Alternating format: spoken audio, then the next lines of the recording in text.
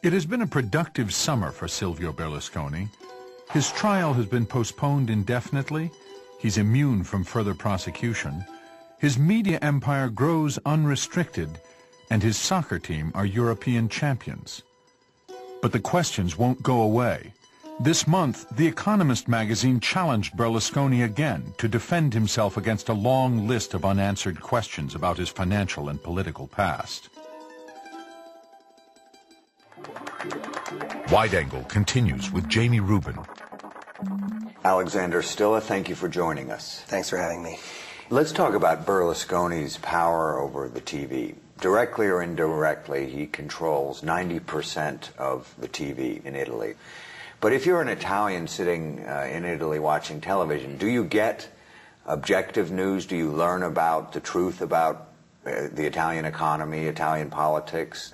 Well, to give you an idea, I mean, if this matters during election coverage, and I think we all appreciate how important that is, if you if you watch one of Berlusconi's channels, the anchorman on one of his channels wept with joy when Berlusconi was elected on air.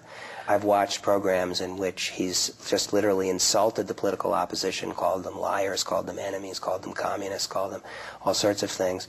I saw his main political adversary was given a little soundbite in which he was portrayed at a fish market talking about how to cook fish instead of talking about the political issues of the day. You know, that may seem laughable to many people, and many Italians will tell you, oh, I actually watched that for amusement. But it's not so funny if you consider that, for example, there are statistics that show that the people that watch Berlusconi's channels vote overwhelmingly for his party. You realize that control of television does translate into votes and translates into power in ways that should make, I think, everyone uneasy. Let's talk about the specific charges of corruption and bribery that have been made against Berlusconi. Do you think the average Italian regards these charges as outrageous, or do they somehow come to expect business leaders to bribe the taxman, for example, to avoid paying taxes?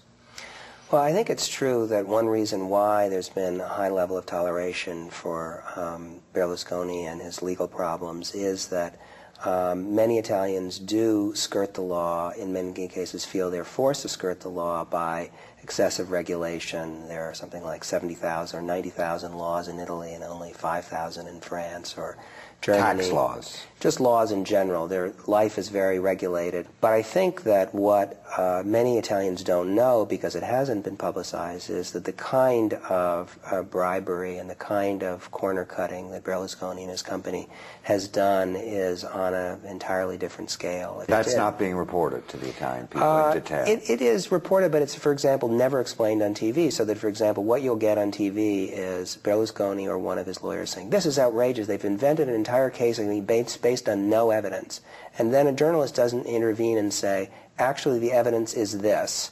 And there are two ways of looking at this case. You only get, he's been accused of bribing a judge, a contradiction of that charge by saying it's invented, and no independent analysis of what the facts are. Do you regard the newspapers, as opposed to the television, as free in Italy? And haven't they been some of the primary critics of Berlusconi? Well, they have, but it's interesting. Berlusconi doesn't much worry about newspapers that are, or magazines that are sort of clearly on the left. He knows that their readers will never vote for him. Where Berlusconi has dedicated his attention are in the print media that have a broad mainstream centrist readership. Like we saw in the film. The Corriere della Sera is the prime example. La Stampa, the newspaper of Turin, is the other. They are big centrists. It's like the Washington Post and the New York Times here in Italy. And he has been able to exercise a lot of indirect control of those papers. But can't you read in Corriere della Sera today, tomorrow, next week, strong criticism of Berlusconi? You would think that would happen in any in a naturally free press, and that has not happened in Italy. So that as a result, the average sort of center voter doesn't quite know what to believe. I think actually, if they examine them closely, they'd be quite shocked. Well, we found that very interesting in the film, that you had his lawyers, his very own lawyers in his trial, going back as parliamentarians to change the laws to his advantage. Could that happen in any other country, or is that pretty unique to Italy? Maybe somewhere in South America, but I'm not aware of it happening in any advanced democracy. It's a very, very anomalous and peculiar situation. They literally would spend 2 or 3 days a week in Milan defending Berlusconi in their black lawyerly robes, and then fly back to Rome and then rewrite the laws that would then short-circuit the very trials in which he was a defendant. And that happens in all sorts of areas, including business areas, economic legislation. How much do you think the Berlusconi model is playing out in other parts of the world? Well, I think the thing that makes Berlusconi a really interesting, important figure is that he crystallizes in a very dramatic way problems and issues that exist in all modern democracies now, in every society, including ours. Money, media, and political power are very closely connected. He's understood, maybe more than any politician, that if something doesn't appear on television, it doesn't exist. You look at the recent decision of Arnold Schwarzenegger to enter the race for governorship. The fact that he is a celebrity, a TV personality, movie personality with an enormous amount of money makes him a player from one day to the next. I don't think people have fully processed how deeply television has changed the political process in our own world. Political parties have become vestiges of what they were, and individuals and large amounts of money can leapfrog over that process. In Italy, it exists in a much kind of neuter and cruder way, but I think people everywhere in this country as well have a very dismaying feeling that politics is going over their heads, is being decided by wealthy interests that don't take them into consideration, and are bending the legislative process in their own behalf. People get used to that and say, well, if they can do that in Italy, then what's the big deal if I do it to a lesser degree here in France or in England or in this country? And so I think it's setting precedents that are unhealthy for democracy. Alexander Stilla, thank you for joining us. Thanks for having me. Next time on Wide Angle, South Africa. 10 years after apartheid, the country has failed to deliver prosperity for the black majority. They do not see that we don't have jobs. Now the government has a new plan to spread the wealth. Will black economic empowerment improve the odds for South Africa's majority?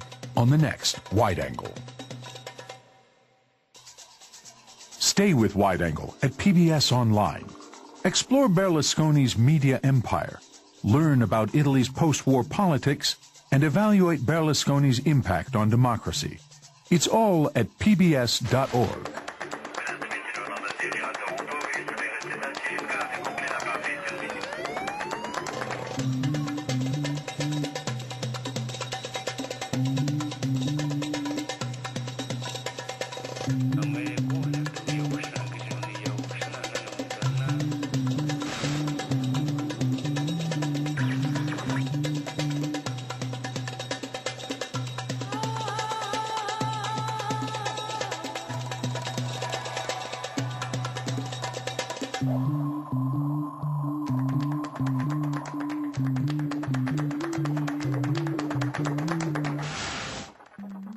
Major funding for Wide Angle has been provided by the William and Flora Hewlett Foundation, the Ford Foundation, the John D. and Catherine T. MacArthur Foundation, and the Jacob Burns Foundation. Additional funding has been provided by Carnegie Corporation of New York and the Miriam and Ira D. Wallach Foundation.